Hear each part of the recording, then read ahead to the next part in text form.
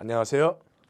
한 소박한 그리스도인의 눈으로 바라보는 우리의 삶과 사회와 역사를 나누는 이학권의 시사 칼럼입니다. 반갑습니다. 지난 21일 우리 김영삼 대통령께서 서거하셨습니다.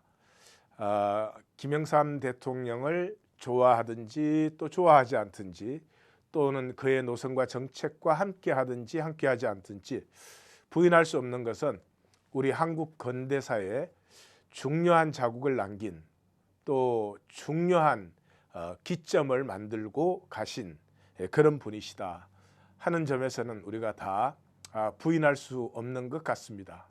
또 한국이라고 하는 그 특이한 상황 속에서 평생 야당으로 사셨다가 여당으로 대통령이 되셔가지고 여당과 야당이 지금 서거 후에 함께 애도하고 조의를 표하는, 어떻게 보면은 참 기구하기도 하고 어떻게 하면은 참 바람직한 정치인의 어떤 모습일 수도 있는 그러한 것을 남기시고 가셨습니다. 김영삼 대통령에 대해서 제가 이렇다 저렇다 평가할 수 있는 사람은 아닌 것 같고요. 다만 제가 나누고 싶은 것은 김영삼 대통령은 평가가 절하된 그러한 분이시다 하는 생각만은 제가 감출 수가 없습니다. 다시 말하면 우리가 그 대통령이나 한 정치인을 평가할 때 당대에서는 그분이 얼마나 현실적인 이익을 많이 창출해내었느냐, 경제가 발전했느냐, 또 뭐 수출, 뭐 외교 영역 이런 것을 통해서 평가가 됩니다. 그러나 역사가 많이 흐른 후에는 당장 현실적인 그 이익 창출보다는 그분의 삶과 그분의 정치가 남긴 그 의미라든지 가치라든지 그것을 통해서 지나온 역사의 과정, 이런 것을 통해서 이 평가가 될 것입니다. 그래서 그런 관점에서 보면 김영삼 대통령은 아주 중요한 평가를 받으셔야 되는 분인데도 불구하고 그 현실적인 면에 그 약한 것 때문에 굉장히 평가절하되신 그런 분이다 하는 그 생각을 저는 갖습니다. 김영삼 대통령 하시면 뭐 제일 먼저 떠오르는 게 저에게는 한화회를 척결하신 것입니다. 이 한화회는 국내의 사조직입니다. 있을 수도 없고 생각할 수도 없는 것인데 이것이 한국 근대사에 너무나도 막강하고 너무나도 중요한 변수가 되어 있었다고 하는 것은 그만큼 한국사의 어떤 아프고 비극적인 면을 우리가 보는 것이죠. 대통령이 되고 나서 밤사이에 별 50개가 떨어졌습니다. 역사에 유례가 없는 일이죠. 아마 김영삼 대통령이 아니시면 할 수 없었던 일이 아닌가 이렇게 생각을 합니다. 이 한화회를 척결하셨기 때문에 이어서 그 전두환, 노태우와 전 정권의 비리를 척결할 수 있었죠. 그래서 사실 3당이 합당할 때는 많은 분이 비난을 했습니다. 저도 그 중에 한 사람입니다. 근데 나중에 그분이 그런 말을 하셨죠. 호랑이 굴에 들어가야 호랑이를 잡는다.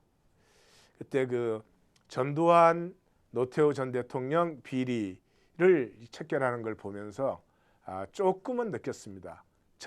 그 여당과 손을 잡아가지고 그 대통령이 되는 것이 본인의 대통령직에 대한 그 욕심만은 아니었구나. 무언가 그 가슴에 품고 계셨던 것이 있었구나 하는 것을 느낄 수가 있었습니다.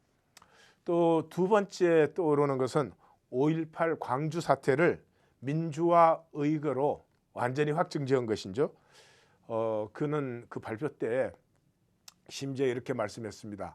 이 나라 정부는 광주 민주화 운동의 연장선상에 있는 정부입니다. 라고 말했습니다. 이거 보수 세력과 또 기득권 세력에 대해서는 엄청난 선전포고가 되는 말인데 뭐 하여튼 그분답게 그냥 단순 직선적으로 그렇게 표현하실 수가 있었습니다. 그래서 그 광주 사태에 그 많은 피해자들 중에 조사를 해서 유공자를 지정하고 망월동 그 공업 묘역을 만들어서 민주화 성시처럼 성지처럼 그렇게 만들었습니다. 관련자들을 복원시키고 또 전과로 그 군사재판에 의해서 전과로 되어 있던 것을 다 삭제시키고 무엇보다 12.12를 하극상의 구테타로 천명했다는 점에서 우리 한국 역사에 그 기간 동안의 역사의 핵을 분명하게 바로잡은 것만은 선명한 것입니다. 우리가 일제의 그 친일 잔재를 지금까지도 깨끗하게 정리 못하고 그것 때문에 참 모두가 함께 힘들어하고 아파하는 것에 비한다고 하면은 상당히 과감하고 용기 있는 일이셨다 그렇게 생각이 됩니다.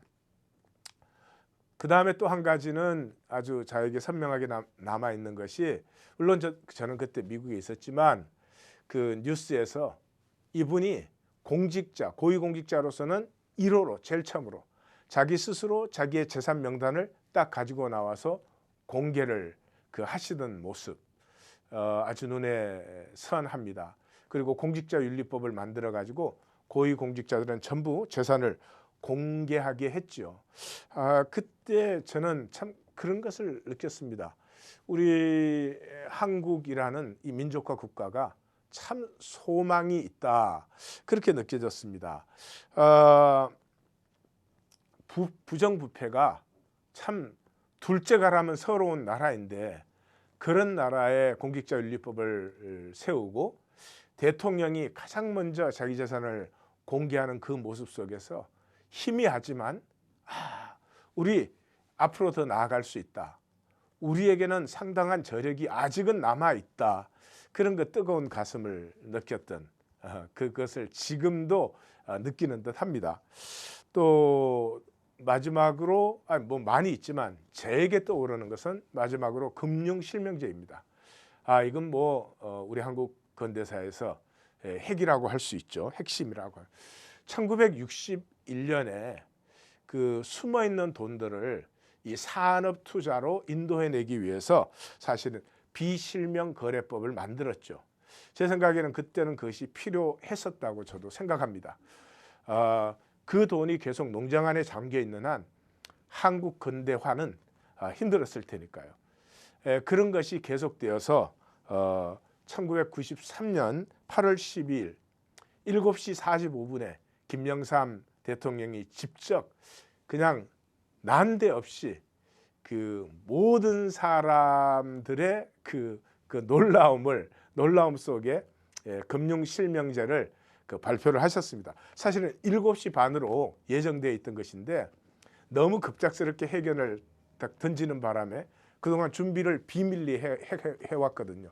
그래가지고 방송사들이 막 급히 도착을 했는데 방송 준비를 못해서 화면은 나가는데 음향 준비가 안 되는 바람에 그게 늦춰져서 7시 반이 7시 45분에 발표되었습니다. 그때 그 해프닝들을 지금도 이렇게 앞에서 보는 것처럼 기억이 납니다. 가명, 차명, 무기명으로 거래되던 그 한국 금융시장이 일시에 그냥 한순간에 이 금융실명제로 바뀐 것입니다. 뭐 모든 국민들이 경악했죠. 한국은 사채 시장이 얼마나 활발하고 큰 나라이고 참 이거 바람직하지는 못하지만 그 기업 자본의 거의 4분의 1이 사채 시장에서 나오는 나라입니다. 그런 나라에 이 금융실명제를 던진다는 것은 이것이 옳고 그르고 이전에 얼마나 큰 모험이고 얼마나 이게 위험한 일인지 그동안에 자본을 축적해 놓은 그 기득권들을 전부 적으로 돌리는 그러한 행위입니다. 그럼에도 불구하고 하셨습니다. 생각 많은 대통령은 절대로 할 수 없는 일입니다. 아마 그런 것을 보면 역사는 역시 하나님이 주관하시는 것 아닌가. 이 김영삼 대통령의 단순하고도 직선적인 이런 스타일이 아니었으면 참 일어나기 힘들었던 일인데 금융실명제가 그냥 전격적으로 실시되었습니다. 국민들이 환호했습니다. 찬성이 87.1%, 반대가 3.3%였습니다.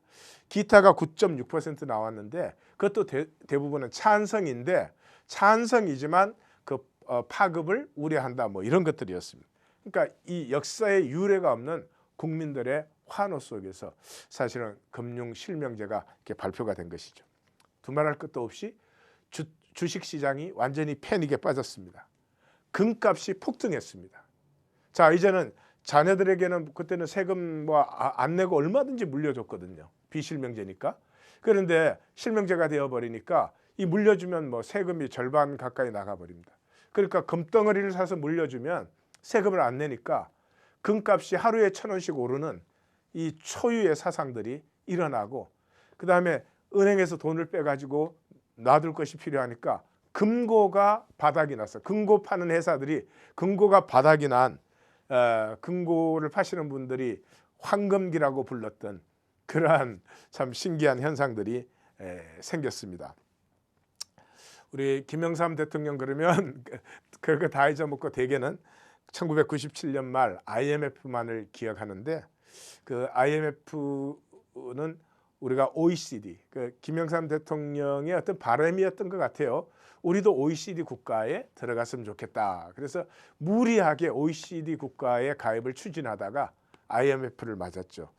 뭐 한국 잘못만은 아니죠. 이미 그때 동남아 쪽으로는 IMF 물결이 쓰나미가 몰려오고 있었을 때니까 피하기 힘들었던 때입니다. 그래서 200억 달러의 구제금융을 받지 않을 수 없었죠. 그렇지만 200억 달러의 구제금융을 받아서 빨라도 3년 이내에 갚기 힘들 것이라는 그 예상을 깨고 1년 만에 다 갚아버렸습니다. 근데 지금은 모두가 그것은 동의하죠. 그렇게 빨리 IMF를 극복할 수 있었던 것은 금융실명제가 이루어졌기 때문입니다. 그게 이루어지지 않았더라면 참 한국 역사에 힘든 것이 될 수도 있었습니다. 그때 김영삼 대통령께서 나오셔서 이 일의 모든 책임과 잘못은 전적으로 대통령인 나 자신에 있습니다 라고 하던 그 모습이 생각이 납니다. 굉장히 솔직하고 단순하시고 직선적인 그분의 모습 생각이 납니다. 저는 제가 신학교를 입학했을 때 지미 카터 대통령이 미국 대통령에서 사임을 하고 로널드 레이건이 들어올 때였습니다. 사람들이 레이건에게 환호를 하고 카터 대통령은 역사의 최악의 대통령으로 모든 설베이에서 나왔습니다. 그때 저는 제 아내에게 그런 말을 했습니다. 그때가 신혼 때인데 카터 대통령이 미국 역사에 참 소중하고 귀한 대통령으로 반드시 평가될 것이다. 이렇게 저는 생각을 했습니다. 그렇게 나누었습니다. 그 이유는 현실적인 실적은 내지 못했지만, 그러나 전 세계 미국이 힘으로의 리더십이 아니라 인격으로서의 리더십, 가치관으로서의 리더십을 처음으로 보여주신 분이었습니다. 그리고 그렇게 하시는 분은 인기가 있기 힘듭니다. 그래서 단선으로 퇴임을 하셨지만 그분의 전체 삶이 일관됩니다. 대통령이 되기 전이나 대통령 시절이나 대통령 후나 일관된 가치관으로 성실하게 사셨습니다. 그리고 자신이 믿는 그 가치관에 대해서 대통령 때나 전이나 후가 일관되게. 그래서 언젠가는 지미 카터 대통령이 새로운 평가를 받을 것이라고 그렇게 말을 했는데, 지금 점점 지미 카터 대통령이 얼마나 소중한 정치 지도자였는가, 현실 실적을 내는 그런 의미가 아니라 정말로 한 국가가 어떤 국가가 되어야 되고 세계의 어떤 이웃이 되어야 되고 우리가 리더십 롤에 있을 때 어떻게 섬겨야 되는지를 보여주셨기 때문에 그런 것이죠. 그런 의미에서 한국 역사가 진행되면 김영삼 대통령은 어떤 현실 실적 위주의 평가가 지나갔을 때 아마 새로운 평가를 받으실 수도 있겠다. 그런 생각을 해봅니다.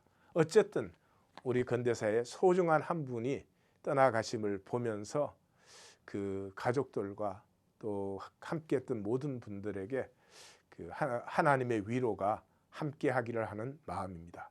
지금까지 이학권의 시사 칼럼이었습니다. 다음 시간에 뵙겠습니다.